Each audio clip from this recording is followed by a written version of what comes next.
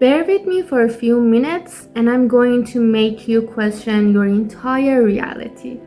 Hi everyone, I'm Mania. I'm a psychology student and today I learned something so mind-blowing I might very much need a therapy session for. What if I told you your memories never happened? They are fake memories. Yes, it's crazy. So let's dive into it. If I'm going to question my entire reality, I might as well be caffeinated for it. So, listen up. Your memory isn't actually a recording device. Your memories don't just stay there pristine, waiting to be played back. Instead, they are actively influenced by your new thoughts, ideas, experiences, feelings, and the new information that you take in. So, what does that exactly mean? As human beings, we are naturally storytellers. So, if you are telling the story to someone and there's a missing piece, your brain automatically fills in the blank to be able to tell that story. For example, imagine as a child you witnessed a car crash and you just saw these two cars crashing into one another really badly. Years later, you are saying that story to someone else, but you don't exactly know what caused the accident. So your brain makes up a story for the missing part. You go like, yes, these two cars passed the red light and crashed into one another. And even though you never saw that happening, you do not know what actually happened, what actually caused the accident, you can vividly and with little details remember these two cars passing the red light. I know it's crazy. You don't know that's what's happening and it is unconsciously. Here's where it gets crazy. Our brains can mix up all sorts of stuff. We can take details from an old event and mix it, blend it with a new experience that we are having. So what does that mean? When time passes, our brain actually forgets which information was from the original event that happened to us and which part we heard afterwards. It can cause a huge deal of problems. Imagine this. You went to a party last night.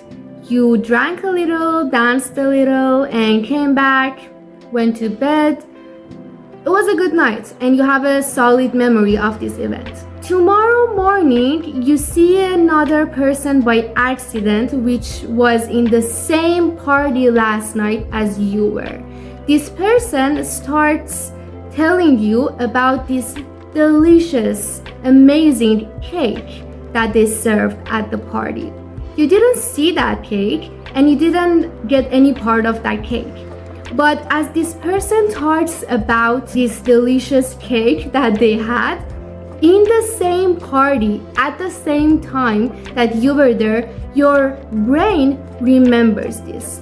So 10 years later, 5 years later even, maybe 2 months later, when you are telling this story to another person, you automatically add the part where you ate that yummy cake. You have a solid, vivid, detailed memory of you eating that delicious cake, which never happened. There was this study in which they showed how our current feelings and opinions can mess with our old ones. They brought some people and asked them about the legalization of marijuana. Half of them voted yes, and the other half said no. 10 years later, I don't know, maybe 2 years more or less, they brought those people back, and something interesting had happened. The people who had voted yes before had changed their minds. When they asked them about their previous vote, almost half of them remembered themselves voting against the legalization. They basically rewrote their own history without even remembering it. There isn't a certain answer to this question, but scientists do have some guesses. Some of the factors are inference. So that's basically what we talked about. When you don't actually remember a part of your story, your brain tries to fill in the blank based on what it thinks happened. So your brain is basically trying to make sense of your story. Secondly, we have misattribution. This happens when the details and parts of two different stories gets blended in and mixed up with each other. So for example, you mix up what happened on your vacation last year with what happened on the vacation you took 2 years ago. Other factors could be misinformation, suggestive comments, leading questions, and strong emotions. Are there any ways to recognize these false memories? Unfortunately, no. But there are some ways that we can guess or doubt these memories. First of all, false memories usually have a shorter time frame.